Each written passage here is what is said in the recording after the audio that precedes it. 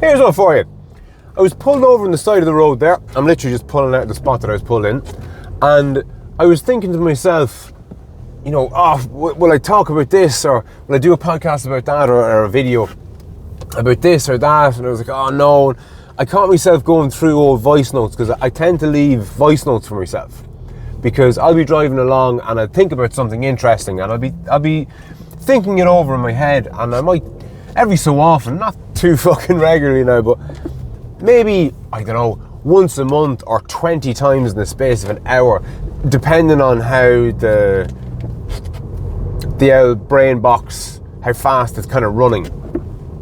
I might get little epiphanies now and then, and I might deem them worth taking note of. I might think something to myself and go, fuck, that's kind of worth remembering. And I'll whip out the voice note on my phone, just a little recorder thing on my phone, hit record, I'll blab away at whatever thought was in my head. Or it might even be a question that I want to try and answer. Or it might even be a Google search. I could be driving or otherwise engaged and not be able to do what I want to do in the moment. So it's just a handy little way of giving yourself a little reminder. So I'll make notes from time to time, record them, and then I can kind of forget about them and move on.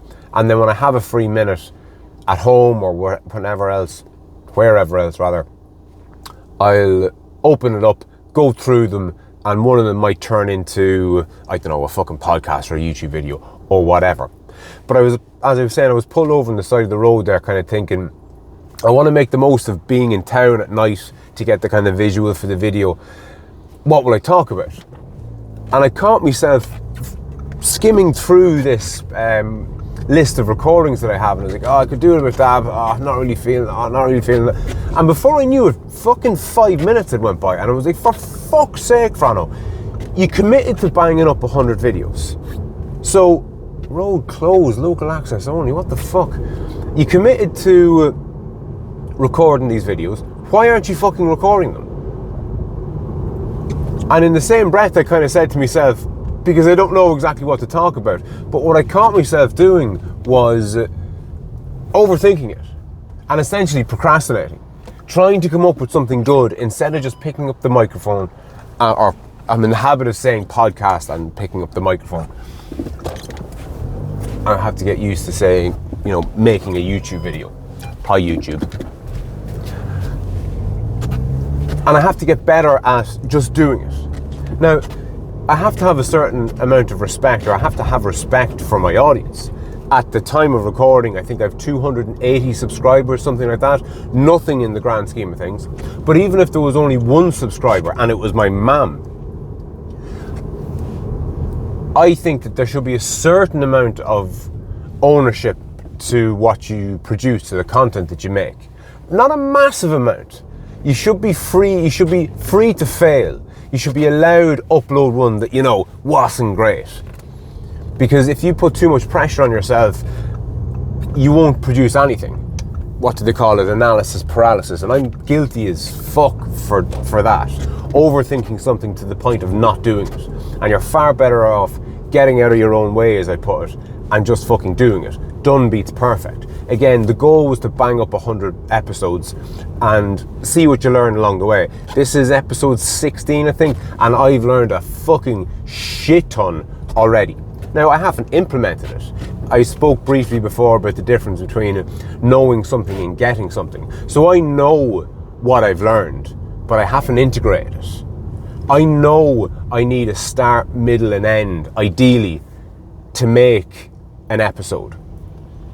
But it hasn't sunk in yet. I haven't integrated it. Because if I had fully integrated it, I wouldn't feel like I had an idea for an episode until I had a start, middle, and end. Now, maybe in time it will transpire that that's a bad rule for me, because having a start, middle, and end is great. It adds structure, and it gives a bit of a narrative to the episode, which is fantastic. But I tend to kind of specialize in being a bit all over the place. And I don't know if that's a good or a bad thing, but it is certainly my thing. And I don't know whether or not I should lean into it more because it's my thing and it's more comfortable. I remember getting the idea before of what the name of it. I was going to do like a little mini series, if not just a long episode. and it was going to be called "And What That Has Me Thinking Of." And I might actually test a bit of that now. So what that has me thinking of, it's hard to just to jam it in, but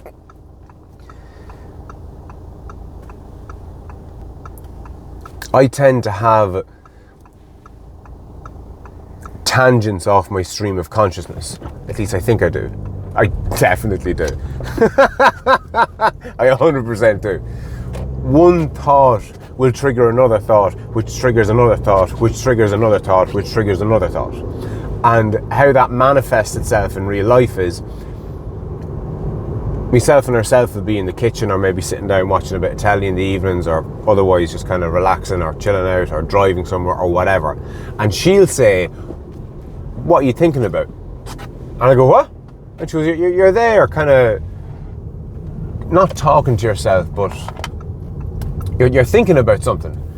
And I'll have to very quickly think about something to tell her, because I can't just say, "Oh, I was just thinking about, repopulating Mars in an apocalyptic fucking future," because that's might be something that I would be fucking thinking about.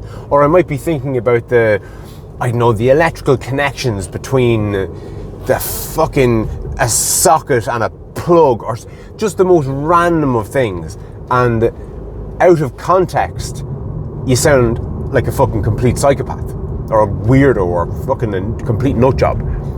But if she had been along for my stream of consciousness, which I wouldn't remember in the moment, she'd go, "Ah, yeah, you were thinking about roundabouts, and then that made you think about the differential in a car, and that made you think of an episode of Top Gear, and that made you think of Jeremy Clarkson hitting your man and getting sacked, and that made you think of political correctness, and political correctness made you think of transgenderism, and that YouTube video that you didn't watch but you saw a thumbnail of it that said something about my trans views got me fired, and that got me thinking about censorship, and censorship got me thinking about free speech, and free speech got me thinking about it's not free speech, it's not just the ability to speak freely, and not even an ability. And this is an interesting one. So in relation to the whole free speech debate, you'll often hear people make the argument that they have the right to speak freely and to speak their mind and to say whatever they want, and to be wrong, and to be racist, and to be sexist, and to be bigoted, and to be just wrong generally. It's a right people, I think, have, or at least should have, the right to fuck up, the right to make mistakes. And that's generally the argument for free speech. You need to be able to fail. You can't be policing your speech, because policing your speech is the same as policing your thoughts. And there's no difference between thoughts and speech. Your articulated speech is essentially just your internal monologue with the volume cranked up. But a point I've heard made, and it's a very valid one, that you don't hear being made that often. I can't remember who it was that actually made it. But the point was, it's not so much the importance of having the right to speak. It's the importance of having the right to hear. So we as sovereign individuals, as human beings, have the right, or at least should have the right, to say what the fuck we want. Now, we have libel laws and whatever else already, so that boxes off slander and all that kind of jazz. But we also, and almost as importantly, if not more importantly, have, or at least should have, the right to hear what somebody else wants to say. And I think it's a massive, massive, massive overstep of government or any kind of institution to make illegal, essentially, somebody's right to say what they think. Because it automatically, essentially, bans two things. It bans you speaking your mind, but it also, and equally as importantly, stops you from being able to hear what that person wanted to fucking say. And on that note, I'll chat to you soon.